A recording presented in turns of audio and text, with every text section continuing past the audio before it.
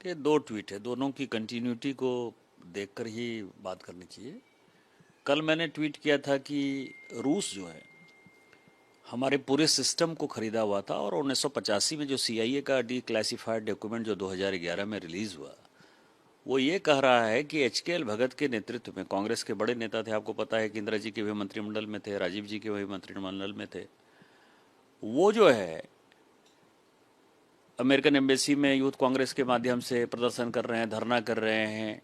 150 सांसद जो है तत्कालीन केजीबी का जो है पैसा ले रहे हैं, रूस का पैसा ले रहे हैं, उनके पैसे से चुनाव लड़ रहे हैं, उनके एजेंट के तौर पर काम कर रहे हैं। सरकार की पॉलिसी क्या बनेगी, देश किस दिशा में जाएगा, ये वो देख रहे हैं। इसके अलावा 16,000 न्यूज आर्टिकल थे जो कि रूस ने अपने हिसाब से छपवाए। अखबारों को पैसा देते थे, अखबारों को खरीदते, एजेंसी को पैसा देते थे, एजेंसी को खरीदते थे। व्यापारी संगठनों पर उनका असर था। इवन महिला प्रेस क्लब बनेगा ये भी जो है वो डिसाइड कर रहे थे। नौकरशाह के बच्चे जाते थे पढ़ने के लिए, नौकरशाह घूमने के लिए जाते थे। और उसमें एक और कहा गया कि जर्मन भी फंड कर रहा था। उसमें सुभद्रा जोशी जो कांग्रेस की कैंडिडेट थी, उसको तो कहा गया कि 5 लाख रुपया दिया गया उस जमाने में, 77-80 में। और उसके बाद में जब वो चुनाव हार गई तो उसको इंडो जर्मन फोरम का जो है अध्यक्ष बना दिया गया। तो कई एक लोगों को लगा कल के ट्वीट के बाद ये जो है वो सीआईए जो है अपनी बातें कर रहा है। तो आज मैंने जो है सीआईए ने क्या फंडिंग किया और निक्सन और किसिंगर की क्या बातचीत है, टेलीफोन कन्वर्सेशन, उसमें 300 मिलियन की बात कर रहा है, कह रहा है कि उसको पहुंचाने से जो है मामला ठीक हो सकता है।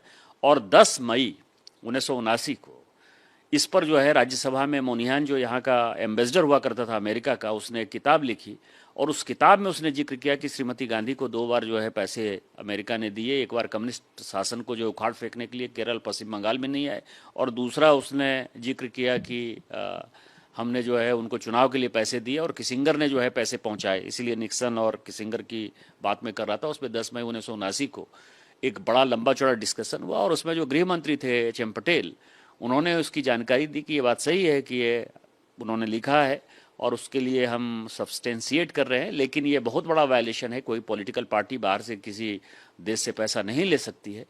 ये यदि पूरा इतिहास देखेंगे तो 1947 से लेकर 2014 तक, क्योंकि मैंने आज जो ट्वीट किया है कि 2004 में जब मनमोहन सिंह जी की सरकार बनी तो एक सीनियर अफसर आरएडब्ल्यू का जो कि सीआईए का भी एजेंट था, डबल एजेंट के तौर पर काम कर रहा था, रविंदर सिंह भगा दिया गया।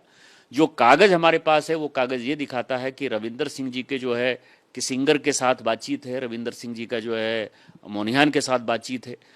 ये इसको यदि आप मिलाकर देखेंगे तो मुझे लगता है कि कांग्रेस पार्टी की फंडिंग जो है वो रविंदर सिंह के माध्यम से हो रही थी, और इसीलिए जब मनमोहन सिंह जी की सरकार बनी तो वो अमेरिका भगा दिया गया, वाशिंगटन में अंतिम बार देखा गया। लेकिन 2004 से 14 तक मनमोहन सिंह जी देश के प्रधानमंत्री रहे।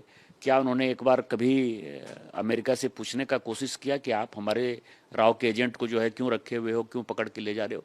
ये सब दिखाता है कि केवल 6-7 साल अटल बिहारी वाजपेयी जी की सरकार छोड़ दीजिए 98 से 2004 तक, तो 1947 से लेकर 2014 तक ये देश गुलामी में, बिचौलिए में, भ्रष्टाचार में और दूसरे देश के नीतियों के आधार पर चलता रहा, और वो हमको फंडिंग करता रहा। हम उसके हिसाब से नीतियां बनाते रहें, और इसका एक न्यायिक आयोग गठन होना चाहिए और इसकी जांच प्रॉपर होनी चाहिए।